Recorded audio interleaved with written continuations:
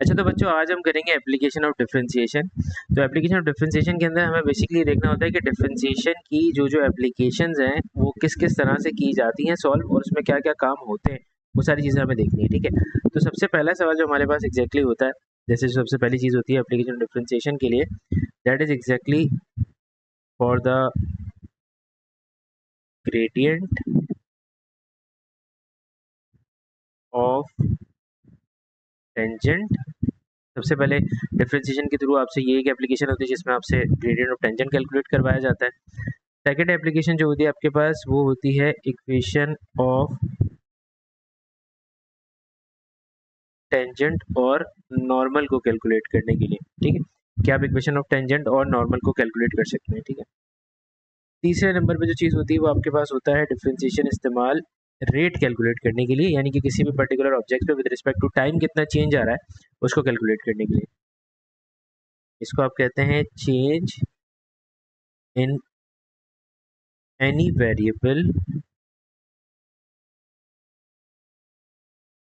With respect to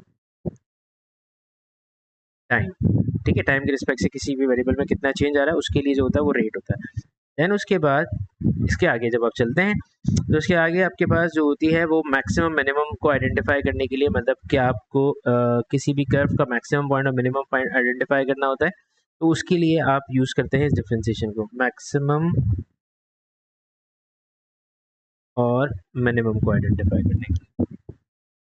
ठीक है, तो चले हम जरा समझते हैं कि पहला काम कैसे किया जाए, ग्रेडियंट ऑफ टेंजेंट। देखो बेटा, जब आप किसी भी कर्व को डिफरेंशिएट करते हो ना, जैसे फॉर एग्जांपल आपके पास एक इक्वेशन है y is equals to 6x² plus 5x plus 3।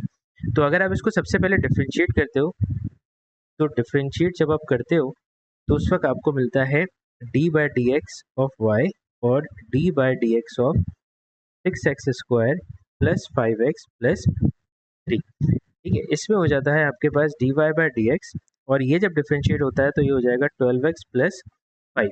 अच्छा, ये जो फंक्शंस के डेरिवेटिव होते हैं उसके लिए मैंने एक वीडियो और बनाई हुई है, तो आप उसको देख लेंगे तो आपको समझ में आ जाएगा फंक्शन का डेरिवेटिव कैसे होता है। अभी हम फर्दर एप्लीकेशन पे जा रहे हैं तो हम डायरेक्टली प्रीवियस चीज़ को नहीं डिस्कस करेंगे। dy/dx is equal to 12x plus 5। इसका मतलब ये हुआ कि आपने जब इसका को डिफरेंशिएट किया तो आपके पास इक्वेशन आ गई 12x प्लस 5, और ये जो चीज़ आई है एग्जैक्टली एक्सप्रेशन, ये एक्सप्रेशन होती है expression for the gradient of tangent. ये टेंजेंट के ग्रेडियंट की एक्सप्रेशन होती है। ठीक हो गई बात, यहाँ तक बात समझ में आ गई। ये टेंजेंट के ग्रेडियंट की एक्सप्रेशन है, तो ये डायरेक्टली आप इसको फिगर आउट कर सकते हो। सही है, लेकिन ये कंप्लीट ग्रेडियंट नहीं होता, क्योंकि जब तक आपको ये ना बताया जाए कि कर्व के किस पॉइंट के ऊपर टेंजेंट बन रहा था, तब तक आप उसका ग्रेडियंट नहीं निकाल सकते। लेट्स सपोज अगर मैं आपसे कहता हूँ ये जो कर्व आपके पास था के बारे में मैंने लिखा having tangent at 2,1 find gradient, इस कर्व का ग्रेडियंट निकालें। तो जब आप इसको डिफरेंशिएट करते हो तो डिफरेंशिएट करने के बाद आप इसके स्टेप्स और बढ़ाते हो, और उसके अंदर आप एग्जैक्टली ये पॉइंट रख देते हो 2,1 का, एक्स और वाई की जगह पे। अब इसमें सिर्फ एक्स है तो आप इसमें रखोगे 12 इंटू 2 प्लस 5, तो ये आपके पास m क्रिएट करके देगा, that is 24 plus 5 which is equals to 29। ठीक है, तो ये आपको एग्जैक्टली मिल गया क्या, ग्रेडियंट ऑफ द टेंजेंट। अच्छा, अब अगर आपसे ये कह दिया जाए कि आपको इसी सवाल में मैं कुछ चीज़ और बढ़ा दूँ, ग्रेडियंट ऑफ टेंजेंट, और अगर मैं इसमें थोड़ा सा एक्सटेंडेड पार्ट ये कर दूं कि यार आपको जो है ना इक्वेशन ऑफ टेंजेंट भी निकालनी है और आपको इक्वेशन ऑफ नॉर्मल भी निकालनी है, तो इसका मतलब ये होगा कि इस वक्त आप क्या करोगे, एग्जैक्टली m आपके पास दिया हुआ 29, टेंजेंट का पॉइंट है 2,1, तो अगर आपको इसकी इक्वेशन को फिगर आउट करना है तो y minus Y one is equals to m into X minus X one. तो y माइनस वाई वन यानी कि y माइनस वन हो जाएगा, m की जगह 29 आएगा और x माइनस टू हो जाएगा। तो y minus one is equal to 29x minus two into 29 कितना होता है मेरे पास 58। तो y is equal to 29x minus 57। This is my equation of tangent, ये मेरी टेंजेंट की इक्वेशन हो जाएगी। लेकिन अगर मुझे जानना है नॉर्मल की इक्वेशन कैसी होगी, तो नॉर्मल की इक्वेशन को फिगर आउट करने के लिए मैं क्या करता हूँ, मैं एग्जैक्टली ये वाला काम करूंगा जो मैं अब दिखा रहा हूँ। टेंजेंट और नॉर्मल के ग्रेडियंट में ये फर्क होता है कि दैट विल बी -1/29, क्योंकि अगर टेंजेंट का ग्रेडियंट आपके पास 29 है तो नॉर्मल जो होता है वो एक्जैक्टली उसके परपेंडिकुलर होता है, उसका ग्रेडियंट होगा -1/29 और पॉइंट उसका वही रहेगा 2,1। ये भी मैं आपको बता देता हूँ कि टेंजेंट और नॉर्मल क्या सिचुएशन होती है डायग्रामेटिकली। ये कर्व है आपके पास एक, इस कर्व के ऊपर लेट्स सपोज आपके पास एक पॉइंट है, इस पॉइंट के ऊपर बना है यहाँ पे टेंजेंट, तो बेटा नॉर्मल जो होगा ना वो एक्जैक्टली इसके ऊपर डायरेक्टली परपेंडिकुलर होगा सेम उसी पॉइंट पे। इसका मतलब टेंजेंट और नॉर्मल का जो पॉइंट होता है वो एक्जैक्टली सेम होता है। तो अब अगर मुझे इसकी नॉर्मल की इक्वेशन बनानी है तो मैं y-1 करूंगा, m में अपना चेंज कर दूंगा -29 1/-29 और x -2। अब मैं सिंप्लीफाई करके इसकी इक्वेशन बना लूंगा 29y-29 is equals to -x और +2। सब चीज़ें मैं वहाँ लेकर आ जाऊँ या सब चीज़ें वहाँ लेकर चले जाऊँ कोई फर्क नहीं पड़ेगा। 29y is equals to -x +29, तो ये हो जाएगा आपके पास -1/29x, 29 + 2 होता है हमारे पास 31, ये हो जाएगा आपके पास 31 divide by 29 equal to y। This is my equation of normal, ये मेरी नॉर्मल की इक्वेशन हो जाएगी और प्रीवियस वाले लेफ्ट साइड पे जो लिखी हुई है वो मेरे टेंजेंट की इक्वेशन हो जाएगी। दैट है, यहाँ तक बात समझ में आ गई? हाँ बच्चा लोग, ठीक है। अब इसके बाद अगला काम ये है कि जब हमने ये फिगर आउट कर लिया कि इक्वेशन ऑफ टेंजेंट कैसे निकल रही है, इक्वेशन ऑफ नॉर्मल, हमारे पास अगली जो चीज़ होती है वो होती है, मतलब मैंने ये दो बातें आपको बता दी, ग्रेडियंट ऑफ टेंजेंट और इक्वेशन ऑफ टेंजेंट और नॉर्मल। अब इसके बाद होती है rate of change of any variable with respect to time, time के रिस्पेक्ट से उसमें किस तरह से चेंज आ रहा है। तो उसको समझने के लिए उसका एक तरीक़ेकार है, यानी कि जब आप चेंज को कैलकुलेट करते हो तो चेंज को कैलकुलेट करने के लिए आपके पास ना चेन रूल इक्वेशन लगती है। चेन रूल इक्वेशन होती है dy/dx is equal to dy/dt with respect to dividing by dx/dt। अब इसमें dy/dx एग्जैक्टली आपका सिंपल डेरिवेटिव है, उसको आप बोलेंगे डिफरेंशिएशन, तो आपने करनी है। ये कहलाएगा आपके पास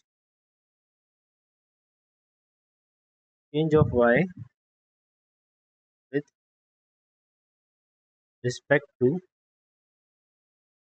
टाइम, और ये कहलाएगा आपके पास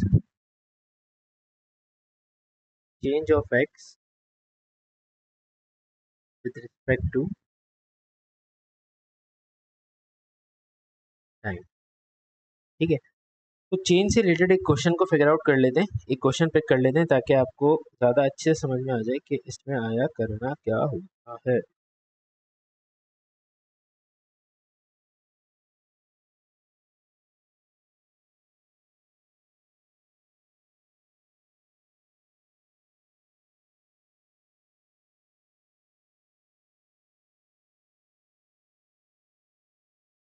जैसे फॉर एग्जांपल शुरू के 3 सवाल देख लेते हैं, आपको चेंज का मतलब समझ में आ जाएगा, फिर हम उसको पास्ट पेपर से करेंगे तो पास्ट पेपर में हमारे पास चीज़ें ज़्यादा बता। शुरू के 3 सवाल, यस, या फिर बल्कि 4 ले।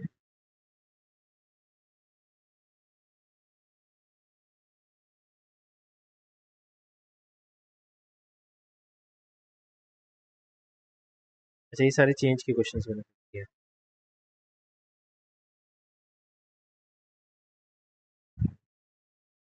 अब जैसे पहला सवाल देखिए, क्वेश्चन नंबर 1 जो दिया हुआ है आपके सामने, क्वेश्चन नंबर 1 के अंदर वो आपसे ये कह रहा है भाई,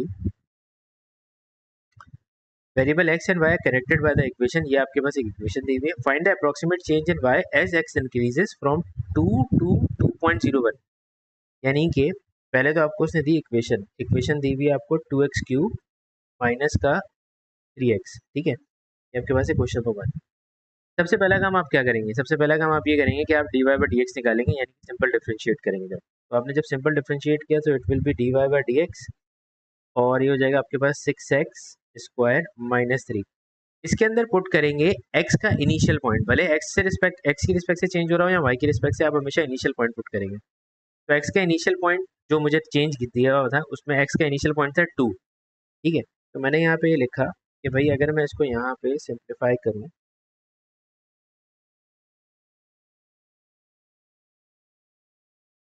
दिस हैज बीन एंडेड।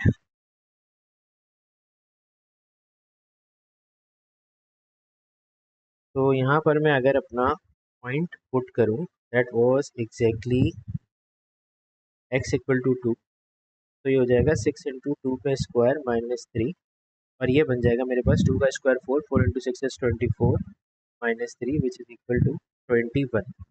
ठीक है, ये मेरे पास चेंज आ गया, D Y by D X आ गया। अब इसके बाद मेरे पास जो चेन रूल था, चेन रूल मेरे पास ये होता था चेंज को कैलकुलेट करने के लिए कि D Y by D X is equals to D Y by D T divided by D X over D T. देखो बेटा, इसमें D Y by D X जो है ना, वो आप ऑलरेडी कैलकुलेट कर चुके हो कि उसकी वैल्यू है 21। ठीक है, D X by D T आपको दिया हुआ था सवाल में, उसने कहा था कि चेंज जो हुआ है एक्स का वो आपके पास 2 से 2.01 बन गया। तो इसका मतलब ये हुआ कि 2.01 माइनस 2 करूंगा तो मुझे एग्जैक्टली चेंज मिल जाएगा, तो वो आएगा 0.01, यानी कि इसके अंदर जो चेंज हुआ है वो 0.01 का हुआ है। तो चेंज कैलकुलेट करने के लिए आपको याद होगा, आपने फिजिक्स में ही पढ़ा होगा, चेंज इन टेम्परेचर कैसे कैलकुलेट करते थे, फाइनल माइनस इनिशियल। ठीक है, इसी तरीके से स्पीड में भी यही होता था, फाइनल माइनस इनिशियल, उससे स्पीड का चेंज पता चल जाता था। सेम इसी तरीके से D X by D T का अगर, यानी कि ये चेंज ऑफ एक्स है, तो इसको कैलकुलेट करने के लिए इसकी फाइनल वैल्यू से इसकी इनिशियल वैल्यू को माइनस करना पड़ेगा। तो फाइनल वैल्यू जो थी सवाल के अंदर वो दी हुई थी आपको 2.01, और इनिशियल वैल्यू जो दी हुई थी वो थी 2। जब आप D X by D T calculate करोगे तो 2.01 में से 2 को माइनस कर दोगे, तो ये आपके पास एक्जैक्टली एक्स का चेंज हो जाएगा। अब आप जाओगे अपने चेन रूल की तरफ। चेन रूल क्या था आपके पास, D Y by D X is equals to D Y by D T divided by D X over D T. तो D Y by D X जो है वो 21 है, D Y by D T जो आपके पास एग्जैक्टली दिया हुआ है वो अननोन है, कि वो वाई का चेंज है वो आपको निकालना है। D X by D T जो है वो 0.01 है, तो अब 21 से D Y by D T से ये टर्म डिवाइड हो रही है, तो वहाँ जाके मल्टीप्लाई हो जाएगी। तो 21 multiply by 0.01 is equals to D Y by D T हो जाएगा। सेम इसी तरीके से जब आप इसको करोगे, D Y by D T is equals to 21 multiply by 1 divided by 100 करोगे आप इसको, तो ये हो जाएगा 21 divided by 100 and that is equals to 0.21। ये हो जाएगा आपके पास D Y by D T. Is that clear? ये बात समझ में आ गई? यहाँ तक क्लियर हो गया कि how to calculate the change in Y? Mohammad Hasan, आपको भी क्लियर हो गया?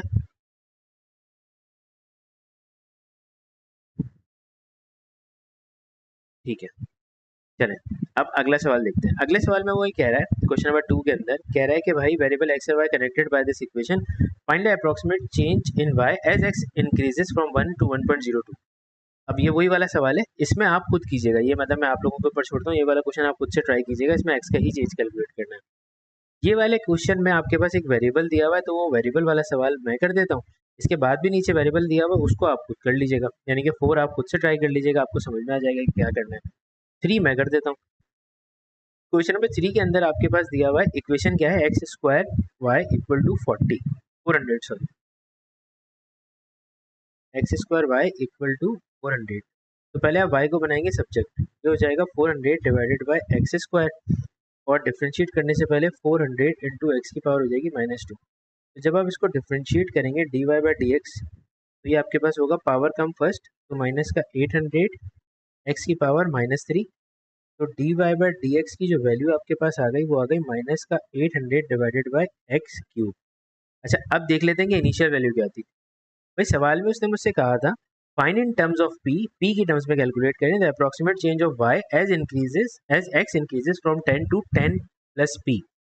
तो एक्स की जो इनिशियल वैल्यू वो आपको दी हुई है 10, तो मैंने यहाँ पे क्या किया कि D Y by D X, इसके अंदर मैंने एक्स की जगह पे रख दिया 10, तो ये हो जाएगा माइनस का 800 डिवाइडेड बाई 10 के ऊपर क्यूब, और ये बन जाएगा माइनस का 800 डिवाइडेड बाई 123,000।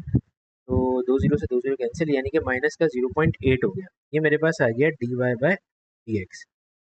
ठीक है, according to the chain rule अब मुझे फर्दर ऑन आगे बढ़ना पड़ेगा। अब मेरे पास जो D X over D T था, उसके बारे में उसने मुझे बताया था कि भाई वो 10 से 10 प्लस पी बन गया। मैंने कहा यार इसको भी कैलकुलेट कर लेते हैं, तो 10 plus P will be the final and 10 is the initial, तो फाइनल माइनस इनिशियल करेंगे तो मेरे पास पी बचेगा सिर्फ। तो D X over D T जो है वो मेरे पास आ गया पी के बराबर। अब मैं जाता हूँ अपने चेन रूल के फॉर्मूले पे, that is equal to D Y by D T divided by D X over D T. तो D Y by D X जो मैंने निकाला है दैट इज 0.8 नेगेटिव में, डी वाई बाई डी टी जो मैंने निकाला है वो एग्जैक्टली अननोन है, क्योंकि वो तो मैंने निकाला ही नहीं, वो तो निकालना है। एक्स ओवर डी टी जो है वो पी के बराबर है, तो ये डिवाइड हो रहा है पी, वहाँ जाके क्या हो जाएगा मल्टीप्लाई, तो minus 0.8 P is equals to D Y by D T. अब ये नेगेटिव आ रहा है तो इसका मतलब ये हुआ कि इसका जो चेंज है वो डिक्रीज हुआ है, यानी कि y जो है वो डिक्रीज होगा। अगर ये चेंज आपके पास पॉजिटिव आता जैसे पिछले पार्ट में आया था, इसका मतलब ये हुआ कि y इंक्रीज हुआ इस वैल्यू से, मतलब y का चेंज ये है, जो भी इनिशियल वैल्यू होगी y की उसके अंदर इतना बढ़ के अगली वैल्यू क्रिएट हो जाएगी। सेम इसी तरीके से जब मैं x की बात करूंगा, इस वाले क्वेश्चन में y की बात करूंगा, तो इसमें जो y है वो मेरा एग्जैक्टली नेगेटिव में हुआ है। मतलब नेगेटिव होने का मतलब ये होता है कि वो जो फंक्शन है y की जो वैल्यू है वो डिक्रीज हुई है इतना, माइनस 0.8 पी से डिक्रीज होगी। ठीक है, समझ में आ गई बात? यहाँ तो कोई मसला?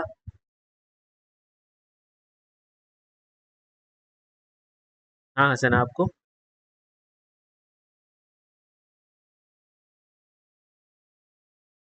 मोहम्मद हसन।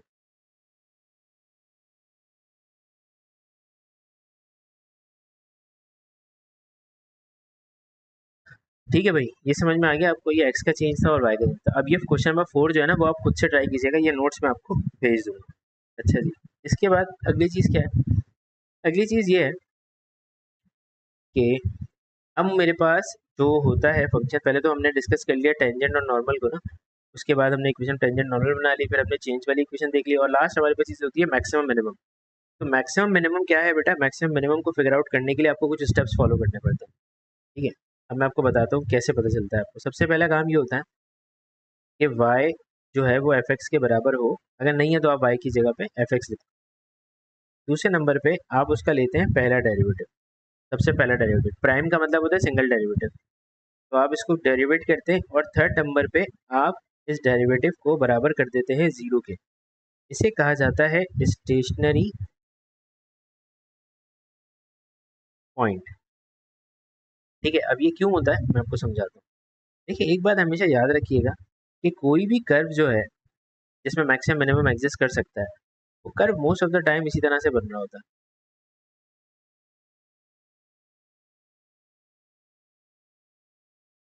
ठीक है, यहाँ अगर मैं इसको 2 मिनट के लिए यहाँ से मिटा भी दूँ, ये वाला पोर्शन इसका हम रख कर यहाँ से, ठीक है। अब ये कर्व बना हुआ है एक, इसका मैक्सिमम मिनिमम अगर देखें तो मेरे हिसाब से जो आइडेंटिफाइड है वो मैक्सिमम मुझे लग रहा है यहाँ होगा और मिनिमम यहाँ होगा। लेकिन मैं इसको ऐसे फिगर आउट नहीं कर सकता, मुझे पता नहीं चल सकता ये पॉइंट क्या होगा, क्योंकि मुझे उसने ग्राफ पे कोई वैल्यूज नहीं दी हुई, और हमेशा ज़्यादातर क्वेश्चन वर्ड प्रॉब्लम में होते हैं तो मैं ग्राफ बना के मैं ये चेक कर सकता। तो उस सूरत में मैं अपनी इमेजिनेशन के अंदर क्या करता हूँ, मैं एक ऐसा टेंजेंट बनाता हूँ इस जगह के ऊपर जो parallel to the x axis होता है। ठीक है, जब मैं इस टेंजेंट को parallel to the x axis बनाऊंगा तो इसका मतलब ये होगा कि इसका जो एम है वो अल्टीमेट जीरो हो जाएगा, क्योंकि एक्स एक्सिस का जो ग्रेडियंट है वो जीरो होता है। और हमने ये बात सीखी है कि हमारा एम जो है वो बराबर होता है exactly D Y by D X के, इसीलिए D Y by D X भी जो होता है वो आपके पास क्या हो जाता है, जीरो हो जाता है। D Y by D X क्या हो जाता है आपके पास, जीरो, जिसको आप कहते हैं स्टेशनरी पॉइंट। स्टेशनरी पॉइंट का मतलब ये है कि फॉर एग्जांपल अगर आपने बॉल हवा में फेंकी पूरी तरह से ऊपर, तो वो बॉल जब ऊपर जाती है तो मैक्सिमम रुक के वो नीचे आती है। ठीक है, तो यही जो पॉइंट है वो एग्जैक्टली फिगर आउट कर रहा होता है कि आपका जो मैक्सिमम पॉइंट था वो बेसिकली क्या था, किस जगह पे था, वहाँ पे एक्स की वैल्यू क्या थी। ठीक है, जिसको आप प्रोजेक्टाइल मोशन भी कहते हैं। अच्छा, अब ये तो आपको फिगर आउट करने में हेल्प करता है, यहाँ तक आप फिगर आउट कर लोगे अपना स्टेशनरी पॉइंट, ये आपका स्टेशनरी पॉइंट होगा, इसमें से आप एक्स की वैल्यू निकाल लोगे। जब आप इस स्टेप्स को फॉलो करते हुए एक्स की वैल्यू को निकालोगे, उसके बाद चौथे नंबर पे जो काम होगा वो होगा डबल डेरिवेटिव लेना, यानी कि आप इसका दोबारा से डेरिवेटिव निकालोगे, सेकंड डेरिवेटिव। पांचवें नंबर पे आपको फिगर आउट करना होता है नेचर ऑफ स्टेशनरी पॉइंट। तो बेटे ये नेचर ऑफ स्टेशनरी पॉइंट जो है ना, यही चीज होता है एग्जैक्टली मैक्सिमम और minimum. Nature of stationary point जो है वही एग्जैक्टली क्या होता है, मैक्सिमम और मिनिमम। तो अगर मैं अपने सेकंड डेरिवेटिव में, जो मेरा सेकंड डेरिवेटिव है उसके अंदर मैं अगर अपना स्टेशनरी पॉइंट पुट करता हूँ, तो अगर मेरा आंसर ग्रेटर देन जीरो आता है तो मैं बात कर रहा हूँ किसकी, मिनिमम पॉइंट की, यानी कि मेरा जो भी पॉइंट है वो मिनिमम कहलाएगा उस वक्त। और अगर मेरा स्टेशनरी पॉइंट पुट करने के बाद आंसर आता है लेस देन जीरो, तो उस वक्त वो जो पॉइंट था वो कहलाता है मैक्सिमम पॉइंट। ठीक है, अच्छा, ग्रेटर देन भी हो गया, लेस देन भी हो गया, दोनों काम आपने कर लिए। अब अगर ऐसा हो कि जब आप स्टेशनरी पॉइंट को पुट करें तो उस वक्त आपका आंसर इक्वल टू जीरो आ जाए, मतलब हो सकता है कभी पुट भी ना करना पड़े और डायरेक्टली जीरो हो जाए। तो उस वाले को क्या कहा जाता है? उसको कहा जाता है point of inflection. Point of inflection का मतलब क्या होता है बेटा? पॉइंट ऑफ इन्फ्लेक्शन का मतलब ये होता है कि एक ऐसा कर्व जिसके ऊपर मैक्सिमम और मिनिमम, मतलब एक ऐसा कर्व जिसके ऊपर मैक्सिमम और मिनिमम नहीं बन सकता। अब ऐसे कौन से कर्व होते हैं? ऐसे भी कर्व होते हैं भाई आपके पास, इसमें मैक्सिमम और मिनिमम नहीं बन सकता। जैसे कि मिसाल के तौर पे सबसे पहला और ताज़ा ताज़ा कर्व जो आपने पढ़ा हुआ है वो है टेंजेंट का। टेंजेंट का जो कर्व होता है वो यहाँ से यूं करके ऊपर जा रहा होता है, और यहाँ से यूं करके नीचे आ रहा होता है, और यहाँ से भी यूं करके यूं ऊपर जा रहा होता है। अब देखो इस पूरे टेंजेंट के कर्व को देख लो आप। इस पूरे कर्व के ऊपर आपको कोई ऐसा पॉइंट नहीं मिल सकता कि जिस पे आप एक ऐसा टेंजेंट बना सको जो कि parallel to the x axis हो। देखो मिल रहा है, मैं यहाँ बना सकता हूँ टेंजेंट, यहाँ बना सकता हूँ टेंजेंट, लेकिन ये टेंजेंट नहीं है मेरा, क्योंकि ये तो लाइन को कट करके जा रहा है ना कर्व को। इसी तरह से यहाँ भी टेंजेंट नहीं बन सकता, या किसी भी जगह पर इस पूरे कर्व में ऐसा कोई टेंजेंट ड्रॉ नहीं किया जा सकता जो कि parallel to the x axis हो, यानी कि इसका मैक्सिमम और मिनिमम नहीं पता किया जा सकता। सेम इसी तरीके से अगर आपके पास फॉर एग्जांपल एक्सपोनेंशियल का ग्राफ है, तो एक्सपोनेंशियल का जो ग्राफ है वो एग्जैक्टली आपके पास यूं करके जाता है।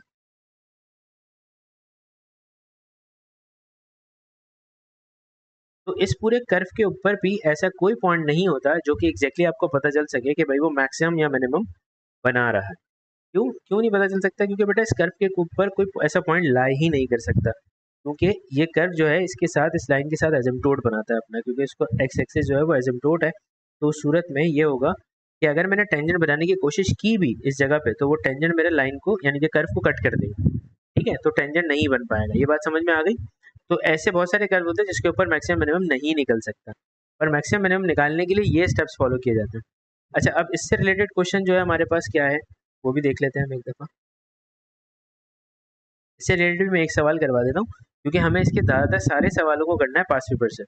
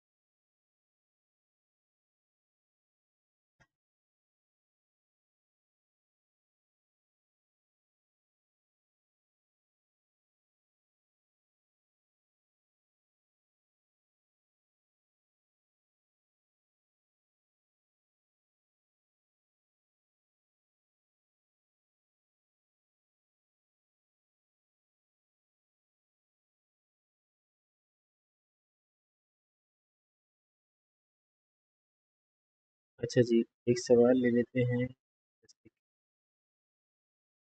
Practical problem. हाँ, ये वाला अच्छा है सवाल। क्वेश्चन नंबर 3 और क्वेश्चन नंबर 4 देख लेते हैं, और 5 भी देख लेते हैं। तो पेज नंबर है 325।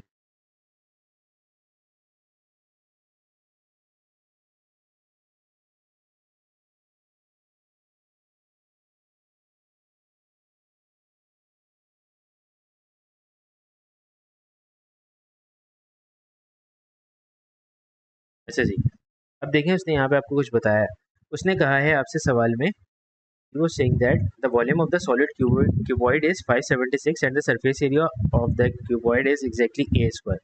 उसने कहा भाई वॉल्यूम आपके पास इतना है, तो मैं सबसे पहले ना मैं वॉल्यूम की एक एक्सप्रेशन बनाता हूँ, क्योंकि उसने पार्ट ए में कहा है कि express y in terms of x। मैंने कहा भाई पहले v is equals to length into width into height, ये वॉल्यूम ऑफ क्यूबॉइड का फॉर्मूला है।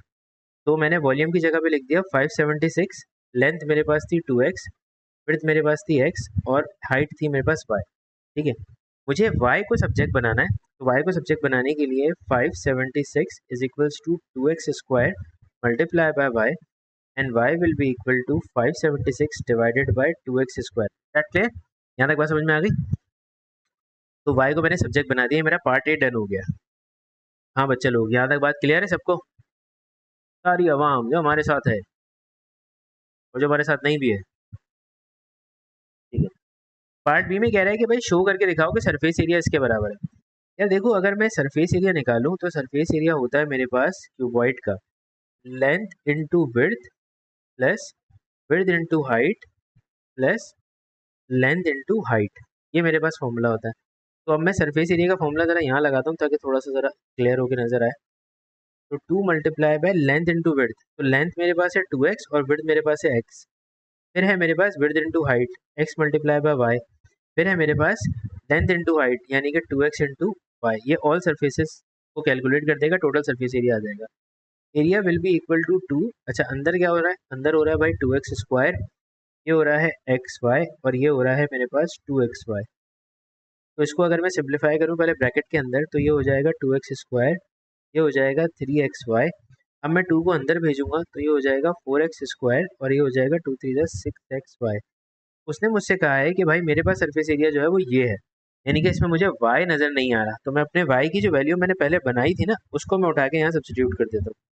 जब मैं उस बनाई हुई वैल्यू को यहाँ लिखूंगा तो ये हो जाएगा मेरे पास क्या, 6x और ये हो जाएगा मेरे पास 576 divided by x square 2x square. ठीक है, तो ये मुझे करना पड़ेगा 6 मल्टीप्लाई बाय 576 डिवाइड बाई 2। तो ये हो जाएगा मेरे पास 4x स्क्वायर प्लस एक एक्स से एक एक्स चला जाएगा तो 1728 divided by x, that is my exactly area. अच्छा, ये वाला जो है ना, ये भी सिंप्लीफाइड फॉर्म में अगर लिखा जाए तो 576 डिवाइड बाई 2 ये कहलाएगा 288 अपॉन एक्स स्क्वायर। ठीक है, क्लियर हो गई बात? अच्छा, अब देखो मैंने एरिया की वो इक्वेशन निकाल ली जो इक्वेशन उसने मुझे सवाल में लिख के दी थी। अब वो मुझसे कह रहा है कि find the maximum value of A and state that the dimension of the cuboid for which occurs. Maximum value of A, तो मैक्सिमम वैल्यू निकालने के लिए मुझे अपने वही रूल्स को फॉलो करना पड़ेगा कि मैं मैक्सिमम मिनिमम आइडेंटिफाई करूंगा इक्वेशन का। तो मैंने यहाँ पे लिखा a is equals to 4x square plus 1728 x की पावर -1। पहले मैंने इक्वेशन को तरीके से लिख लिया ताकि मैं उसे डिफ्रेंशिएट कर सकूँ। जब मैं उसे डिफ्रेंशिएट करूंगा तो D A divide by D x, क्योंकि मैं डिफ्रेंशिएट करूंगा विद रिस्पेक्ट टू एक्स, तो ये हो जाएगा 2 4 जा 8x और ये हो जाएगा मेरे पास माइनस का 1728 एक्स की पावर -2। ये मेरा पहला डेरिवेटिव निकल गया। ठीक है, अब मुझे दूसरा डेरिवेटिव भी चाहिए होगा, उसूलन काम तो मुझे पूरा करना है।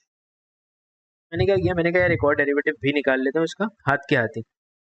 तो मैंने दूसरा डेरिवेटिव निकाला, अगेन लिखा है यहाँ पे again differentiate with respect to x. तो दोबारा डेरिवेटिव लेने से डी स्क्वायर ए और ये हो जाएगा मेरे पास D X square is equals to, ये हो जाएगा 8, तो ये हो जाएगा प्लस का 172 इंटू 2, 1728 इंटू 2, ये हो जाएगा मेरे पास 3456 एक्स की पावर -3। ठीक है, अच्छा अब जो मेरा इंपॉर्टेंट काम है वो ये है कि अभी तो मैंने अपना लास्ट स्टेप जो सबसे एंड में मुझे करना था मैंने पहले ही कर दिया कि मैं दूसरा डेरिवेटिव हाथ के हाथ ही निकाल लूँ।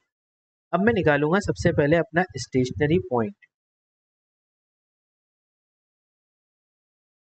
तो स्टेशनरी पॉइंट अगर मैं निकालता हूँ अपना, तो स्टेशनरी पॉइंट निकालने के लिए मुझे क्या करना पड़ेगा, मुझे D A by D x को 0 के बराबर रखना होगा, यानी कि मेरा पहला डेरिवेटिव हमेशा 0 के बराबर होगा क्योंकि वो एक ऐसा टेंजेंट बनाएगा जो कि parallel to the x axis होगा। तो मैंने यहाँ पे लिखा 0 is equals to 8x minus 1728 x की पावर -2। यहाँ से मुझे x की फिगर आउट करना है, तो उसके लिए मैं क्या करता हूँ, 8x माइनस 1728 एक्स पे स्क्वायर किया, इसको मैं वहाँ लेकर चला गया divided by x square is equals to 8x और ये हो जाएगा मेरे पास 1728 divided by 8 is equals to x पे क्यूब। तो मैं चेक कर लेता हूँ कि 1728 डिवाइडेड बाई 8 जो है वो सिंप्लीफाई हो सकता है। हाँ, वो सिंप्लीफाई हो सकता है बिल्कुल। एक्स क्यूब बराबर हो जाएगा 216 के, और जब मैं इसका क्यूब रूट लूँगा तो वो मुझे वैल्यू देगा 6, यानी कि x मेरा आ रहा है 6। ठीक है, अच्छा अब मैं इसको चेक भी कर लेता हूँ। कभी कभी मेरे पास दो वैल्यूज़ आ रही होती हैं, कभी कभी मेरे पास कितनी वैल्यूज़ आ रही होती हैं, दो।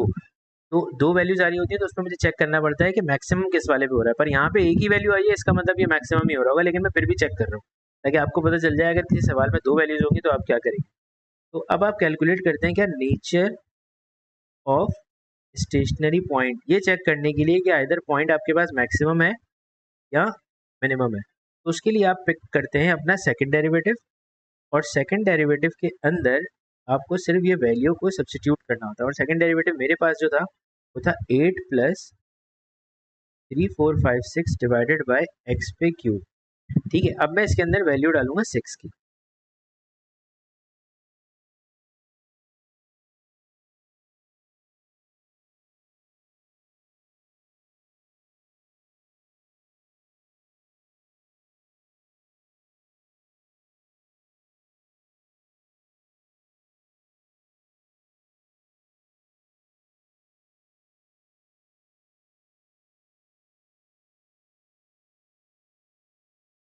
Again differentiate with respect to x, और डेरिवेटिव 8 आया माइनस हो गया। ठीक है, 56 डिवाइडेड बाय 6 जनाबे वाला।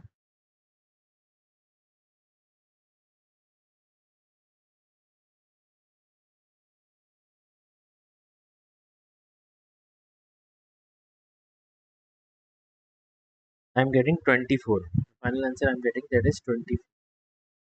ठीक है, तो अब ये मेरे पास जो है सेकंड डेरिवेटिव का आंसर जो है मेरा एग्जैक्टली आ रहा है ग्रेटर देन। जब ये एक मसला है ग्रेटर देन जीरो, इसने सवाल में लिखा था मैक्सिमम, तो ये मैक्सिमम तो नहीं आया, ये तो आया है एग्जैक्टली क्या, मिनिमम। इसका मतलब ये हुआ कि ये सवाल में मसला है, सवाल मैक्सिमम नहीं होगा, सवाल मिनिमम ही होगा, इसने मैक्सिमम गलती से लिखा हुआ। तो अब जरा चेक करते हैं आगे फर्दर ऑन। अब हमें डायमेंशन निकालनी है, ये तो हमें पता चल गया। अच्छा, इसको भी सही कर लें सवाल को, इसमें इसने मिनिमम ही लिखना होगा, इसने मैक्सिमम लिखा।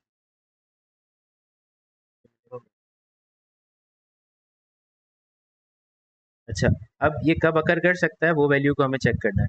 तो अब जैसे मिसाल के तौर पे फॉर एग्जांपल ये मैंने निकाल लिया कि भाई मिनिमम इस पॉइंट पे आ रहा है x = 6 पे, उसने मुझसे डायमेंशन मांगी है। तो डायमेंशन मेरे पास थी लेंथ जो कि बराबर थी 2x के, फिर मेरे पास थी विड्थ जो कि बराबर थी x के, और फिर मेरे पास थी हाइट जो कि बराबर थी y के। तो x निकाल चुका हूँ मैं, तो y की वैल्यू जो थी वो थी मेरे पास 288 अपॉन एक्स स्क्वायर। मैंने लिखा हाइट जो है वो 288 अपॉन एक्स स्क्वायर है। तो जब मैं डायमेंशन को कैलकुलेट करूंगा, x की जगह लिखूंगा 6 तो ये हो जाएगा 12, यहाँ पे विड्थ हो जाएगी मेरी 6, और हाइट जो है वो मेरी हो जाएगी 288 अपॉन 6 पे स्क्वायर। ये हो जाएगा मेरे पास, हाइट आ रही है भाई 8। तो ये मेरी डायमेंशन है उस शेप की, जिस शेप के बारे में बात कर रहा था वो बेसिकली मिनिमम एरिया। ठीक है भाई, समझ में आ गई यहाँ तक बात? यहाँ तक कोई मसला, यहाँ तक कोई परेशानी? अच्छा, इससे रिलेटेड एक और सवाल देख लेते हैं, जैसे कि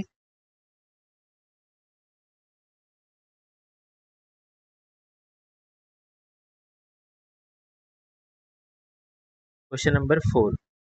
क्वेश्चन नंबर 4 भी वैसे सेम ही दिया हुआ है, इसमें कोई और ट्रिकी क्वेश्चन अगर हो, जैसे हाँ ये वाला है क्वेश्चन नंबर 6।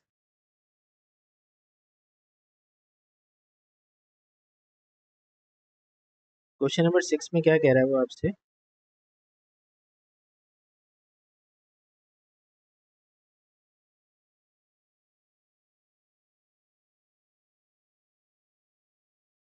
हाँ, express h in terms of r, और उसने सारी चीज़ें बताई हुई है। उसने आपको बताया है कि भाई ये विंडो है जो कि रेक्टेंगल से बनी है, उसकी बेस में लिखा हुआ है 2r, और एंड हाइट इज h, और रेडियस है उसका r, और वो कहता है parameter of the window is 6 metre, यानी कि पूरी विंडो का जो पैरामीटर है वो एग्जैक्टली क्या है, 6 मीटर। तो अब आपको फिगर आउट करना है, and the surface area is a. Surface area जो दिया हुआ है आपको, उसने कितना दिया हुआ है उसका एरिया, वो ए के बराबर है।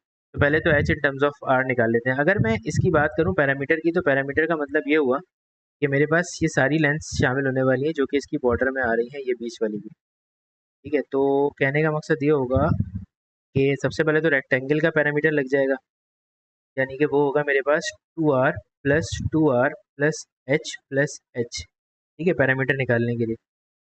और उसके साथ मेरे पास एग्जैक्टली होगी एक कर्व लेंथ, ये होगा सरकमफेरेंस।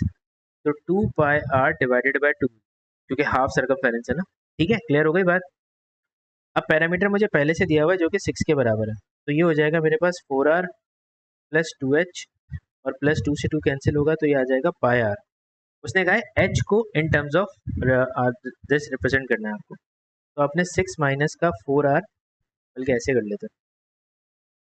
अब इसमें से r कॉमन लेंगे तो ये हो जाएगा 4 प्लस पाई, और प्लस का 2h, तो तो आप इसको यहाँ ले जाइए, 6 minus r into 4 plus pi is equals to 2h, और h जो है वो बनेगा 6 minus r into 4 plus pi divided by 2। सही है भाई, ये क्लियर हो गया, h निकल आया आपके पास। अब उसके बाद अगला काम क्या होगा, देखो बेटा ये तो आपने कर लिया, अगले काम में कह रहा है वो show that area of that particular figure is equal to this. तो आपको उसका पूरा टोटल सरफेस एरिया निकालना है, मतलब अब एरिया आप निकालोगे तो आपके पास सेमी सर्किल का एरिया दिया हुआ है और आपके पास रेक्टेंगल का एरिया दिया हुआ है। तो जब आप एरिया की बात करोगे तो रेक्टेंगल के एरिया के लिए आप करोगे 2r मल्टीप्लाई बाय एच, और जो उसके बाद हाफ सर्कल दिया हुआ है यानी कि उसके लिए आप करोगे pi r square divided by 2। तो 2r h plus pi r square divided by 2, इसके अंदर आप किसकी वैल्यू को डाल सकते हो, आप यहाँ पे मुझे जो नज़र आ रहा है वो एग्जैक्टली एच को पुट कर सकते हो।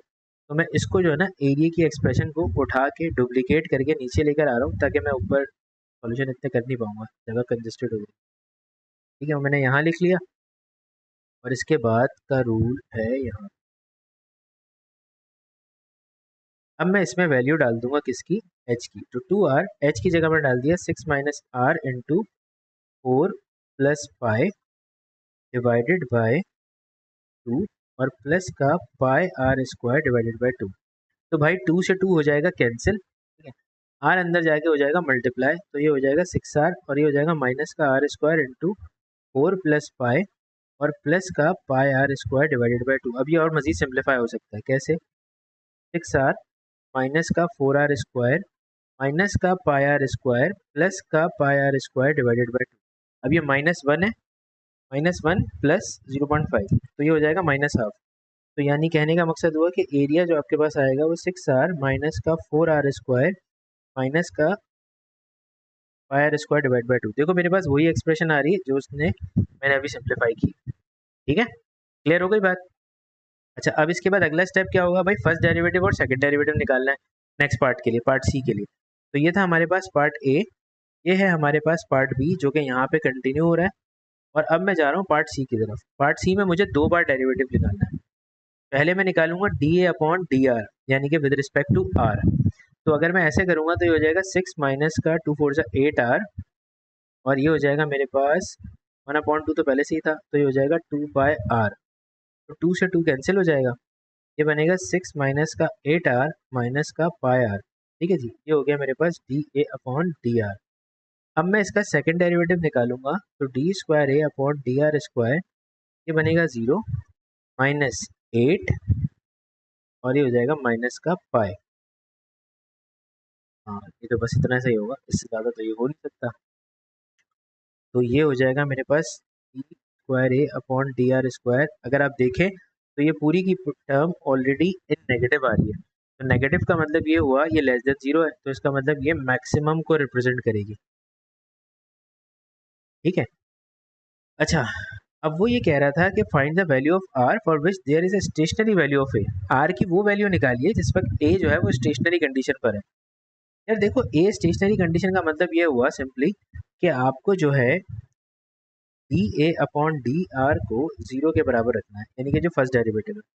तो अगर मैं फर्स्ट डेरिवेटिव को 0 के बराबर रखूँ, 8r माइनस का pi are is equals to 0। ठीक है, यहाँ से मुझे जो है ना आर की वैल्यू निकालनी है।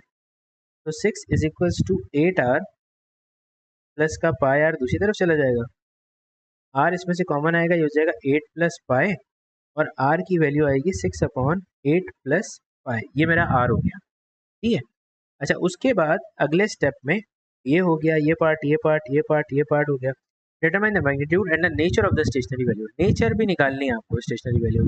तो नेचर कैसे निकालेंगे भाई मेरे, नेचर निकालने की नेचर का तरीका ये है,